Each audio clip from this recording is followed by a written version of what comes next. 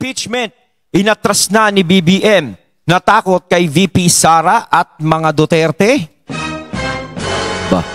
Ayan, syempre itong balitang ating matutunghayan ngayon ay nagmula kay Robin Sweet Showbiz. At ito po ang inyong lingkod na si BT na magbibigay ng reaksyon at komento dito sa video na ating matutunghayan ngayon. At huwag na natin pagtagalin at sabay-sabay na natin panoorin ang laman ng video na hatid sa atin ni Robin Sweet Showbiz at bibigyan natin ng reaksyon ang balitang ito. Pasok! At nagumpisa ng tumiklop ang palasyo na bahagang buntot. Baka nga naman kasi mabaliktad na si BBM pa ang ma-impeach at hindi si Vice President Sara sa kakatapos lamang na press briefing. Ibig sabihin dito sa sinasabi, tumiklop sila ngayon. No? Parang nag-iba ang ihip na naman ng hangin.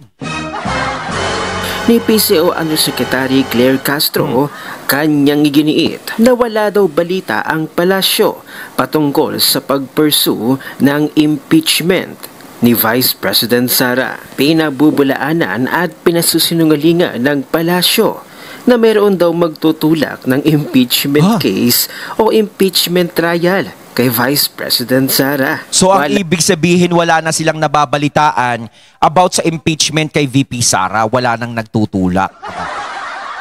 Maganda yan. 'Di ba? Kasi alam nyo yan lang namang impeachment na yan talaga yung nagpapagulo sa sitwasyon. No? Para sa akin, bakit hindi nyo na lang pabayaan si VP Sara na maglingkod sa taong bayan bilang Vice President? 'Di ba? Ang hirap kasi sa atin, 'di ba? May mga tao talaga na natatakot maging presidente si VP Sara. Ipinapakita nila na obvious na kinakabahan talaga sila sa pagtakbo ni VP. No? Obvious na gusto nila yung posisyon na maaaring takbuhan din ni VP. 'Di ba?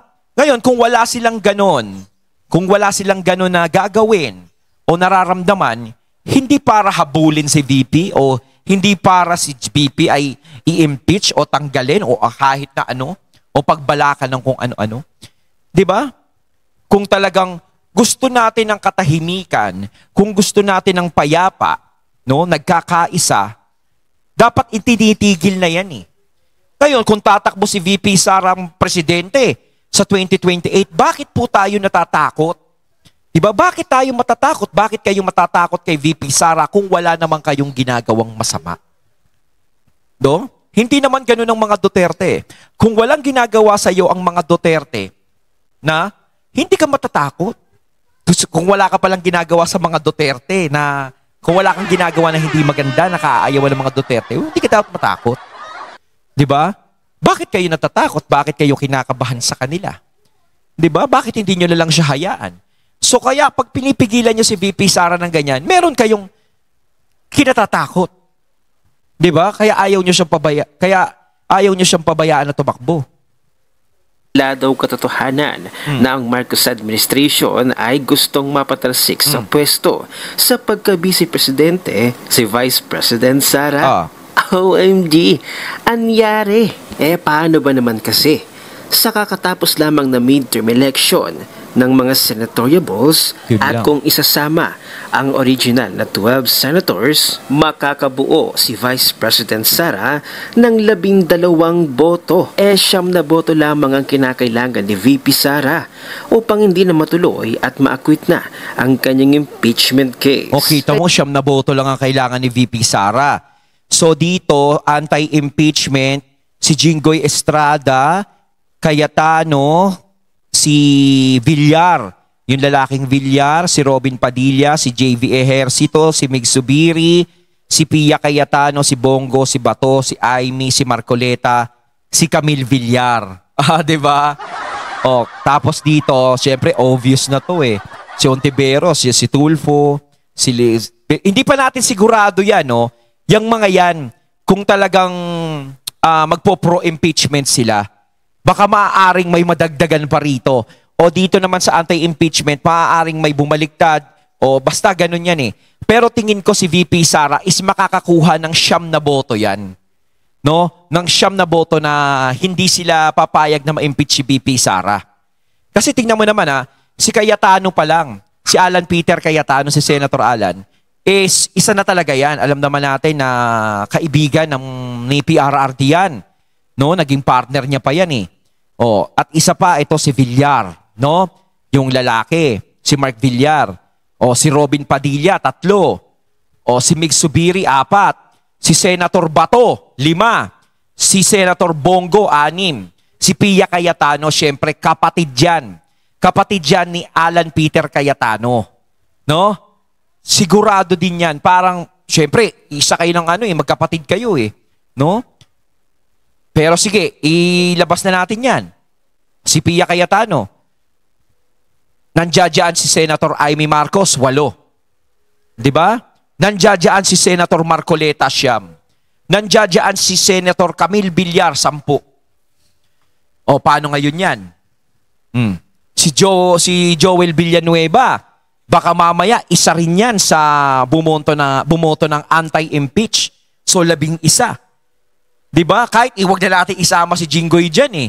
Si Jinggoy kasi medyo hindi pa natin pero si Jinggoy naman, nakikita natin na parang anti siya. Pero, syempre, wag tayo masyadong mag-rely kay Jinggoy. Oh, baka mamaya, ito naman, si Rapi Tulfo, hindi natin alam. Pero, ewan natin. 'Di ba? Si Ping Lacson. Oh, baka mamaya, isa rin yan sa mag-antay din. No? Hindi natin alam. Pero si BP Sara talaga, dito sa sigurado, meron na doon sa mga binanggit ko. Makakabuo na siya ng 9. Sobra pa. About impeachment and Senate presidency.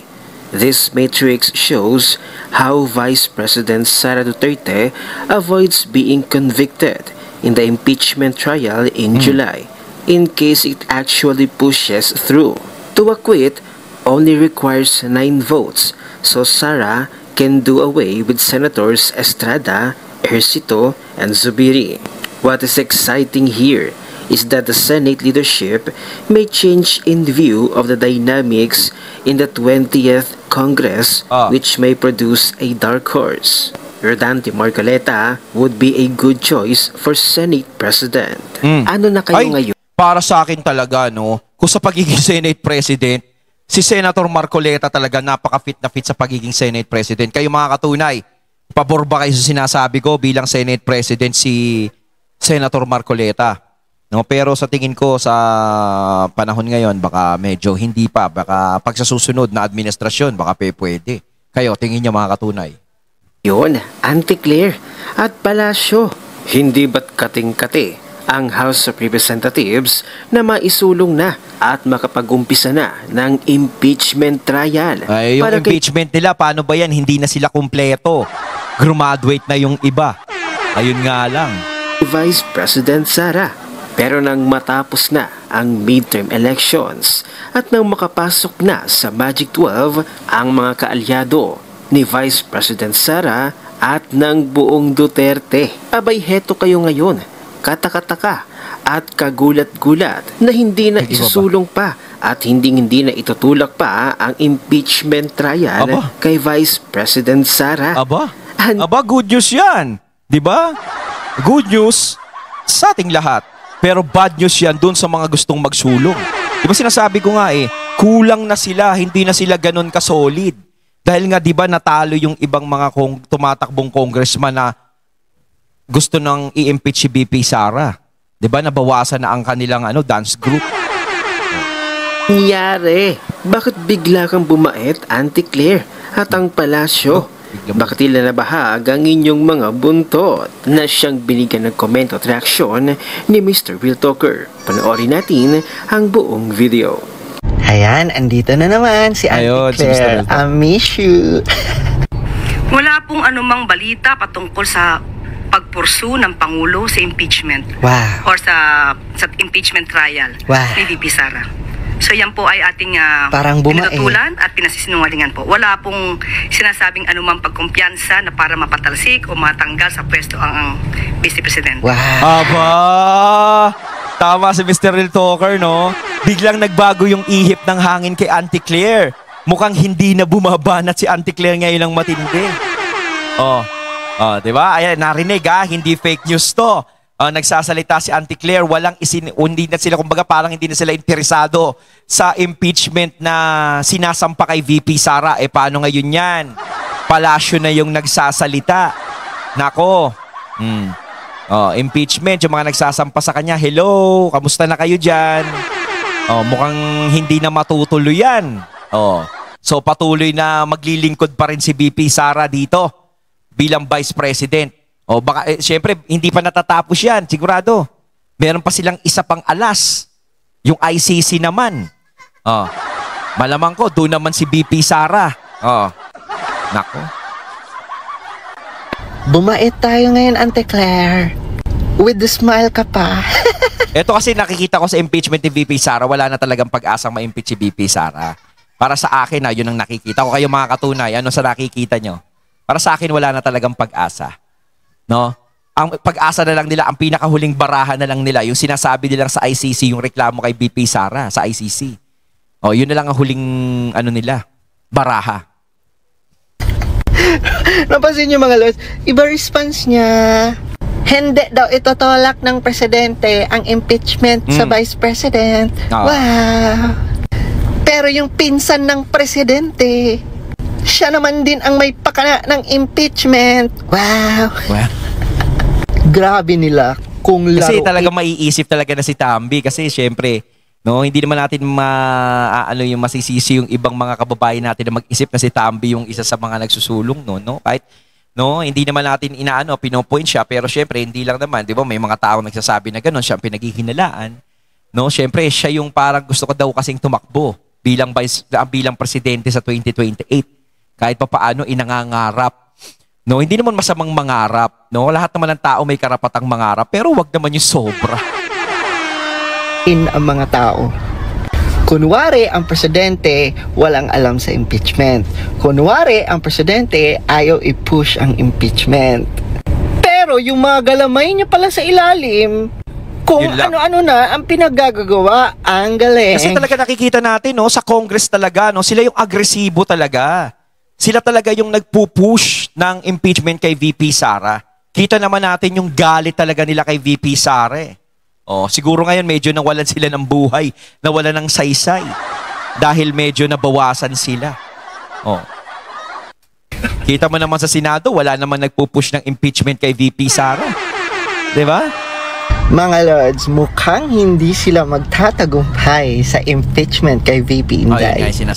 Kasi kung titignan natin sa mga senador, idagdag nyo na yung mga bagong nanalong senador. Marami ang sumusuporta kay VP Inday. At ang prosecutor team ng House of Representatives, yung iba ay hindi pa nanalo. Panoorin natin mga lods. Posibleng mabawasan ng 3 miyembro ang prosecution team ng Kamara sa impeachment trial kay Vice President Sara Duterte. Kasunod po ito ng pagkatalo ni ako Bicol Party's Representative Jill Pungalon sa magkakongresista laban kay Tabaco City Mayor Crisel Lagman. Posible ring matalo si General Santos City Congressman Loreto Atcharon laban sa pambato ng PDP laban sa pagkakongresista na si Sherlyn Panyas. Malabo namang makakuha ng pwesto sa Kamarang one-rider party list kung saan first nominee si Congressman Rog Gutierrez, pero bukas si appoint party list first nominee Attorney Chel Diokno na maging bahagi ng prosecution team ng Kamara. Diyan na naman si Chel Diokno. Si Diokno nandiyan na naman nga. Nakapasok number 1 pa sila, ha? Aba. Makikigulo na naman, Alam naman natin, no? Mortal na kalaban ni PRRD yan si Chel Diokno. Pero malabo yan. Hindi talaga, Mr. Real Talker, naiintindihan na natin yan. Sa isang pelikula talaga, hindi mawawala yung mga kontrabida. Kailangan may mga kontrabida dyan. No, kahit pa paano naglagay pa rin. Nabawasan ng prosecutor team ng House Tapos nadagdagan pa ang supporters ni VP Inday sa Senado. Kung makalait ang ibang mga taga-Luzon sa Mindanao, hindi daw tayo nagbabago, yung mga binoboto pa rin daw natin, parang bakit Duterte pa rin daw. Kasalanan ba namin kung sa mga Duterte namin naramdaman na may gobyerno? Bakit nung panahon ng Dilawan, anong ginawa ng mga Dilawan sa mga taga Mindanao? Nasa priority ba kami? Binigyan ba kami ng mga magagandang proyekto dito sa Mindanao? Di ba huli kami? Ilang administrasyon na ang nagdaan? Puro huli. ang mga taga Mindanao. Kumbaga nakita natin sa mga Duterte na binigyan nila ng halaga yung mga taga Mindanao. Siyempre, isa din sila dyan. Taga dyan mga Duterte. Mindanao eh. Pero kahit na binigyan ng importansya ng mga Duterte ang Mindanao, hindi pa rin kinalimutan ng mga Duterte ang Luzon, Visayas. Nandoon, balanse sila. Balanse sila. Halos tatlong lugar na yon ang nakinabang sa pamumuno nila. Hindi yung namimili sila, yung may hinuhuli sila, may inuuna, hindi ganun ang nangyari. Naging patas. Yun sa pakiramdam ko. Bahala kayo sa iba dyan na mag-iisip, no? Huli sa priority, sa mga proyekto. Buti na nga lang pag tungtong ni Tatay Digong as president, dun pa namin naramdaman na may mga proyektong, mga kwalidad na proyekto na nangyayari sa Mindanao. Tapos sasabihin nyo, kami, mga bobo kaming bumuboto dito sa Mindanao. Kayo ang susyunga-syunga. Kasi dyan sa Luzon, ang mga pinapanalo nyo, kung hindi artista at mga sikat, mga kaanib pa ng NPA. Ay, Mr. Real Talker, di ako kasama dyan, ha? Diba? Isip-isip, kami ang mas matalino. Kasi kami, mga taga Mindanao, nagbabase ang boto namin sa kung ano ang nagawa ng politiko. Kaya nga, Duterte allied senators kami. Kasi at least sa mga Duterte, naramdaman namin mga taga Mindanao and even sa Visayas, na priority din kami. Yes. Diba? Naalala ko pa nung panahon ni Tatay Digong sa Mindanao. Kaya ako sa akin, isa sa akin na talagang hindi ko makakalimutan kay Tatay Digong, talagang nung pandemic, kasama talaga natin siyang lumaban. Kahit na gano'n ang edad niya, talagang hindi talaga siya nagpahinga nung mga araw na yon. Diba, nung mga panahon na yon, pinakita niya talaga na magsisilbi ako sa mga Pilipino. Kailangan ako ng mga kababayan ko dahil yun yung oras talaga na tayo'y lugmok lahat. No, nung panahon ng pandemic na yan. Ang laki ng nagampanan ni Tatay Digong para sa atin. Hindi niya tayo iniwan, hindi niya tayo pinabayaan. Diba? Paano kaya kung iba pa yung presidente nun? Saan tayo pupulutin? Kaya nagpapasalamat tayo dahil si Tatay Digong ang naging presidente nung mga panahon na yon. No? Yung mga kalsada, inayos talaga, no? Mga Boracay, kita mo, nilinis nila. Diba? Kita mo naman yung Manila Bay. Diba Manila Bay yun? Diba? Nagkaroon ng Dolomite, diba? Ganyan, nilinis yun. Diba? Yung Boracay, kita mo naman, di nilinis. Ngayon, luminis. Diba? Pinasarapan ng PRRD yung para linisin. Kasi, diba? Gamit kayo ng gamit, di nyo nililinis. Yan, nilinis. Pag bumabiyahe ka sa Mindanao, diba? Sa panahon ni Tatay Digong, doon nagsimula. Inayos yung infrastructure dito. Diba? Nakatikim tayo ng mga bridges. Yes. Actually, inuna pa rin yung asenso ng Mindanao, talagang nakita natin. Tatay Digong ang Luzon pero at least dito sa Mindanao, hindi niya kami, di ba, pinabayaan. Oo. At proud kami. Kumbaga, walang prioridad kay Tatay Digong. Halos yan, 3 lugar na Luzon, Visayas, Mindanao, lahat kayo makikinabang, lahat kayo tutulungan. Walang maiiwan dyan. Ganun yung nangyari. Di ba, sayang nga lang hindi masyadong nabuo ni Tatay Digong yung kanyang termino nun kasi nga nagkaroon ng pandemic, di ba?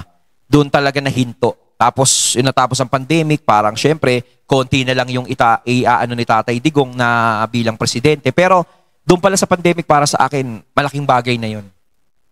Diba, kaming mga taga Mindanao, proud kami na may presidente kaming, diba, galing sa Mindanao, tatak Mindanao. And imagine mo, si Tatay Digong pa, taga Mindanao pa, yes, ang naglinis sa dugyot niyong lugar dyan sa Luzon. Grabe ka, Mr. Real Talker. Real talk ka talaga. Kaya sino ang matalino mag-isip? Kami. Anyari sa palasyo at tinalabahag ang buntot matapos hindi makapasok ng mga inendorso ni BBM under alyansa ng Bagong Pilipinas at nag-top 1 pa nga at under pa ng top 6 ang mga PDP laban senatoriables. Ibig sabihin nito, malakas talaga ang mga Duterte. Kaya naman tila nabahag na ang buntot ng palasyo na tila patalsikin si Vice President Sara sa kanyang pwesto. Ano ang inyong opinyon? Ayun, natating natunghayan ng video na nagmula kay Robin Sweet Showbiz. At syempre, natunghayan natin yung video na binigyan natin ng reaksyon, walang iba kundi si Mr. Real Talker. Kayo mga katunay, anong masasabi niyo tungkol dito? Comment lang po kayo sa comment box. So once again, I'm BT and I'm out. Peace.